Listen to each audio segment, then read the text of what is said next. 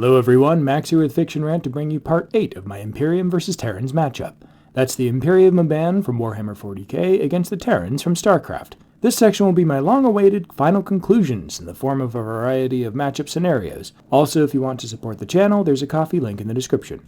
I'd also like to apologize for the audio quality in this video. My mic is on the fritz, and I will be getting a new one at some point, but this channel isn't monetized or anything like that, so it might be a while. Bear with me. I will do what I can to try to keep the noise and the line down. Also, if you hear baby and wife in the background, say hi. Real quick, before getting into the matchups, another correction. There's actually a whopping 2 Primarchs in the Imperium. Leon L. Johnson was a long-lost Primarch who has recently come back into the picture, but his activity is so secret that even Rabutha Gilliman doesn't know about him. As with all Primarchs, he's insanely powerful and has absurdly powerful gear, which combined let him do things like one-shot warp demons by basically just making them cease existing, and teleporting anywhere at will using his forest walking ability. Alright, on to the final matchups. As with all of my Versus series, I do a variety of these because not all factors are created equal, and I think this is a much more fair way of looking at any kind of matchup between factions. So, the scenarios are 1 versus 1 soldier, army versus army, ship versus ship, fleet versus fleet, and who wins in a Galactic conquest scenario. I'll be doing a couple of soldier comparisons since there's so much variety to cover, and the results will vary wildly depending on who's actually matched up with who, and in the case of the Galactic conquest scenario, I will be considering it in 2 different ways. One, where it's a blank galaxy with no other factions, each side starts at opposite ends and conquers territory until they eventually meet, declare war, and the winner takes all. The other is where each side actually holds their canonical territory already and basically parallel universes smash together and we'll see what happens. This one will be a little bit awkward since their territories overlap, particularly in the case of Earth where both sides originate, but I feel obligated to consider this particular scenario since probably the single most defining feature of the Imperium of Man is just how vast their empire is, and forcing them to start over would be a pretty freaking big nerf to their overall power. I do, however, still think it's important to consider that nerf scenario, so I'll be talking about both. Alright, on to the comparisons. Soldier versus soldier for generic soldiers goes back and forth a bit. I don't think anybody will argue with me too much saying that a Terran Marine with his Impaler rifle wouldn't have too much trouble with a single Imperium Guardsman with his lasgun, so that's a point in the Marine's favor. Matching the Terran Marine against an Astartes Space Marine of any chapter will pretty much always end with the Terran just getting destroyed. Both have weapons that are capable of harming the other. In fact, I'd argue that the Impaler rifle is superior to the bolter in this particular context. But the Astartes is smarter, faster, more experienced, more durable, and just plain better in every other way than the Terran Marine. And that's just a normal Space Marine. Get one with a teleporter or a jump jet and a power claw, and the Terran Marine just won't know what hit them. As demonstrated repeatedly in Starcraft in fights versus the Zerg and Protoss, the Terrans really aren't equipped for handling melee threats, and the Space Marines love them.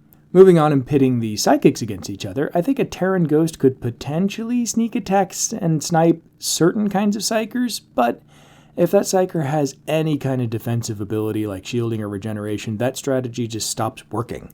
And in a straight-up fight using psionic powers versus psyker powers, the ghosts just get absolutely wrecked. Sure, they can read minds a bit and do some small telekinetic stuff, but psykers can do stuff like conjure fire and lightning, rapidly regenerate, and other stuff that just puts them far beyond what a ghost of any kind can handle. As for hero units, nobody in the Terran Empire can take on any named hero unit in the Imperium, much less somebody like a Primarch. Their feats are just crazy across the board. I'm sure that somebody can dig up an example of somebody that a ghost could handle, but by and large, I stand by that generalization. Alright, as for tanks and aircraft, I'll just be very quick. Biggest vehicle versus biggest vehicle, there is no way that a Terran Thor-mech can take on a Titan. I think they do just fine against something like a Dreadnought, but no Titan would ever lose to a Thor. As for aircraft, I'm not going to talk about every aircraft on each side and how they'd fare. Instead, I'll just say that the weaponry carried by the fighters on both sides should be plenty capable of destroying the other side, but the Terran aircraft have the advantage of cloaking devices that they can use while firing. So, Terran flyers will take the win in the air. Alright, so the big question. Which side wins on the ground in an army battle? It's the Imperium, no question. The only unit matchup that goes against the Imperium is a single guardsman versus a single Terran Marine. But that's true for an Imperium guardsman and basically any of their canonical enemies. They aren't meant to be solo powerhouses. They're meant to be massed troops who support each other. In the number section, I did some back-of-the-napkin math to approximate that in a high-stakes battle for the homeworld kind of scenario, the Imperium would outnumber the Terrans about 250 to 1. That's a pretty extreme situation for both sides, so let's dial that back a bit and assume they're only outnumbered 100 to 1. Yeah, no Terran Marine can take those odds. And then supplement each side with their armored vehicles and advanced units, and you get Space Marines added to the mix, along with a squad of Titans and other Imperium vehicles, while the Terrans get their siege tanks and Thor mechs, and both sides duke it out in the skies above. Sure, the Terrans have some tactical mobility advantages due to their pervasive use of drop pods, but the odds are just so stacked against them. The Titans alone would basically be an insurmountable target for them due to their void shields, which love a ranged enemy, and the only way you'd be able to overwhelm those shields would be with massed firepower. But if they're massing like that, weapons like the Warbringer Nemesis Quake Cannon will just one-shot the entire formation by causing those powerful, localized earthquakes on impact.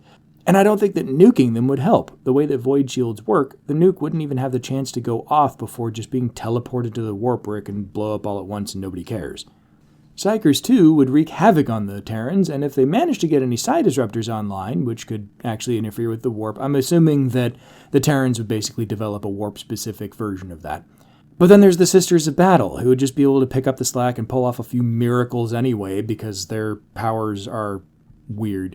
In the air, the Terrans would do all right, but their cloaks won't hold out forever, and once they run out, they just get shredded by anti-air fire, even if they have air superiority at that point. So yeah, any reasonable army versus army scenario, the Imperium just wins. Moving on to ships, comparing the Terran battlecruiser versus the Imperium battleship is honestly not a fair comparison. They're not even in the same weight class. The Imperium battleship has more weaponry, longer ranged weaponry, more powerful weaponry, with the exception of the Yamato cannon, and are far more durable. Unfortunately, that's the heaviest hitter that the Terrans have, so 1 versus 1, the Imperium absolutely wins in a space battle between their heavy hitters. As for Armada versus Armada, something that has come up in the comments a few times is that I'm not telling the whole story in space because the Terrans have a ton of fighter-class ships that would be supporting their battlecruisers, and that is all true. But that's true on both sides. The Imperium has battleships, like I talked about. They also have fighters, and grand cruisers, battle cruisers, heavy cruisers, light cruisers, frigates, heavy frigates, corvettes, and destroyers. Their armada resembles a real-life armada, where there's a wide variety of ships that all serve different functions. The Terran armada has battle cruisers of a few varieties and fighter-class ships. That's it. There's other human ships in the Starcraft universe, but those really aren't Terran ships, so they don't really count, and even if they did, oh good, now you have 3 classes of ship. You're not going to be able to cover that much, and the top end of power level for any Terran ship just isn't that high. All that to say, in an Armada situation, the Terrans would get wiped out pretty easily because they're outclassed, outgunned, outtanked, and outnumbered. The Imperium may only keep a handful of battleships in each sector, but that's an awful lot of sectors, and each battleship comes with a whole fleet of smaller ships supporting them. Finally, the Galactic scenario. Starting from opposite ends of a fresh galaxy and expanding until they encounter each other, I'm honestly not sure. On the one hand, this totally negates the Imperium numerical advantage, and since both sides have comparably fast FTL, they'd be able to spread at comparable rates as well. For the sake of argument, I'm assuming that both sides maintain their military-industrial complex production levels, since both sides embracing peace in the absence of other foes is boring and lame. If I had to choose one, though, and I did make this whole series, so I probably should, I think I'd have to give it to the Terrans. The war would take long enough that they'd be able to bridge their technological disadvantage, and the fact that their FTL is reliable would make a huge difference as well. Remember, the Imperium has to travel through the warp, essentially hell, in order to get anywhere, and there's a not insignificant chance that their trip either takes hours or years, or they're just lost in transit. The denizens of the warp are referred to as chaos for a reason. So basically, without their absurd population numbers, the Imperium would just run into real attrition problems just because of daily operations.